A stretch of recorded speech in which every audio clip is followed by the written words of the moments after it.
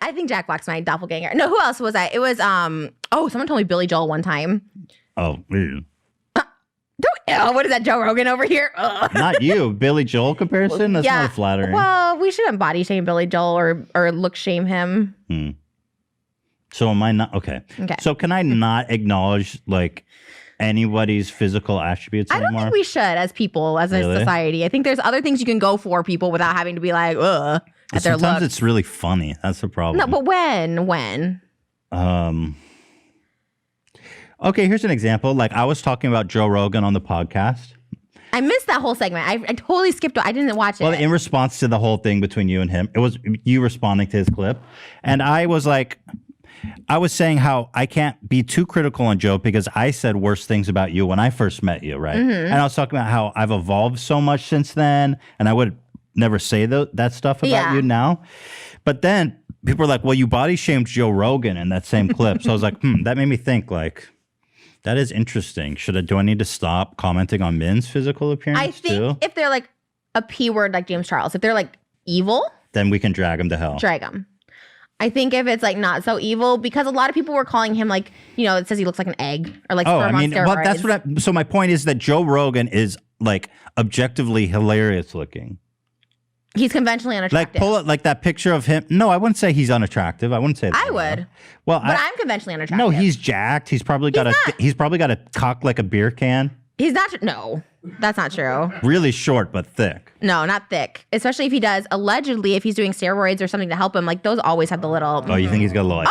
Always. Joe Rogan's got a little one. You heard it here from Trisha Paytas. I mean, it just radiates small dick energy. The way he was like, oh, you can keep it. It's like, okay, small. Isn't that funny? Because he's all about the alpha brain, yet he radiates small dick energy. So, no, because, I said this before on the show, and I'll say it again. If a guy has to go out of his way to say how unattractive you are, there's something like deep rooted there. Because if I was truly unattractive, like, I don't know who was like unattractive, but like a really ugly troll or something, you wouldn't say that to someone who's disgusting, right? By whatever your standard is, whether that's a big fat person or whatever. So there's something like deep rooted with people because it happens with, who was it recently that just, like the Barstool people, it's always like deep rooted something. Even like when you did the video of me, I'm like, there's something deeper because like I'm not disgusting. I don't look like a corpse. You know what I mean? So I don't think there was something, I was just trying to be funny, but it was at times insensitive.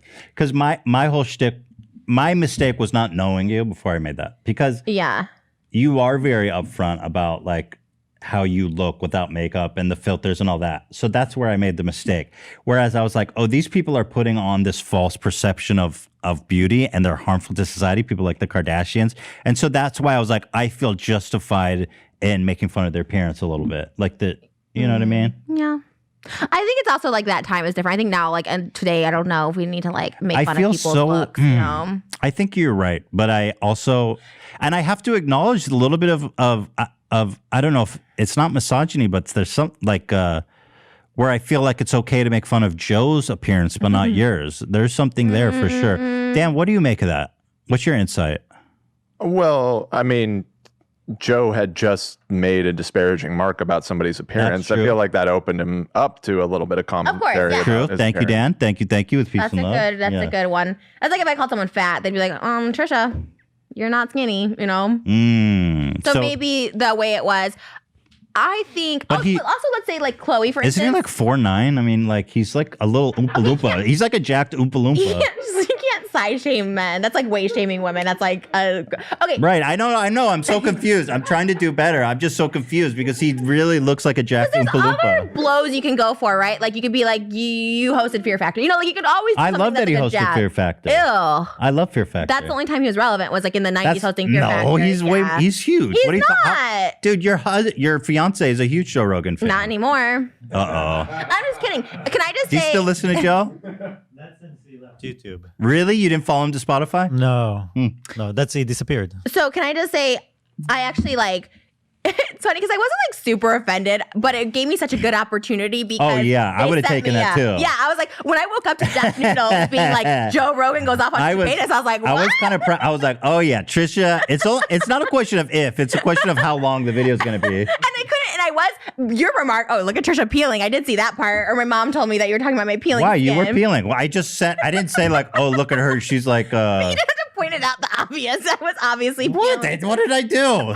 I didn't do anything. Anyways, I didn't want to make it because I was peeling and I was burnt and everything like that. But I was like, you know what? I need to jump on this because I was like, so excited. I did. I was like, dude, I did the same thing when Dave Porkboy mentioned me on like BFF, and I made like a whole podcast about him. Yeah. Well, the thing is, I was like, you know what? You got to take the opening. Well, one thing Moses said about Joe Rogan, he goes, oh, anytime someone's on it, like their books go #1. My OnlyFans went blasted. Really? Like I got so many new people. Whoa. I would say 10,000 new people.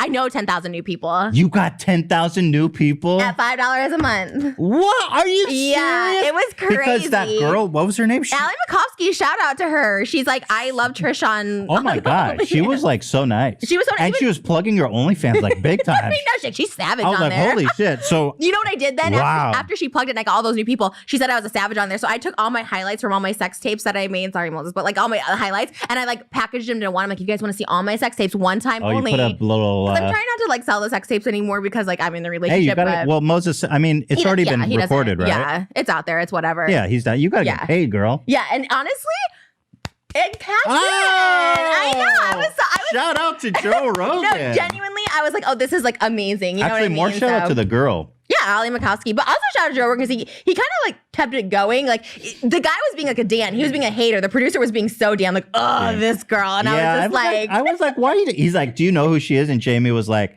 I hate that I do. I was like, come on, dude. But Dan didn't want me as a guest either the first time. I don't know what it is about guys. They're just immediately like, oh, not Trish. And I'm like, Trish is great. That's true. And Dan knows that. We don't hate Dan for that. No, don't send hate. He was just offering counsel and to Dan. Wow. Anyways, well, good for you. I'm so happy for you. Yeah, no, and I wasn't like, it could have been worse. It's not like he's like, she's fat. No, it was, yeah. But in my head, I think he was probably thinking he wanted to say it. You could tell. He said, I'd pass on that. He wanted to say more, but he held his tongue. Yeah. Which is good. I mean, that's it shows what keto progress. brain is going to do you. That's why I didn't want you to do keto, because then you're going to end up like Joe Rogan, just out of his fucking head, having people about UFOs. Because I researched him a little bit, and he does like, people talk about like, he believes like UFO shit and stuff like that. I don't know. I know nothing about him other than the Fear Factor stunt, but yeah, Joe he was Rogan's on a show too, like a radio show. Like, what was it? News Radio. Awful on that show too. Just see, you can go for that kind of stuff. He's just not well, anyway, good. he basically just said, oh, I'd pass on that. And then you made an 8-minute video. And I was like, let's fucking go. Yeah. Yeah, so you're having a good month on OnlyFans? Yeah. Nice. And I never promote it anymore. Like that's why I was surprised she said it, because I rarely promote it. Oh, we talk about it here all the time. Do we? Not really though. Not like, oh.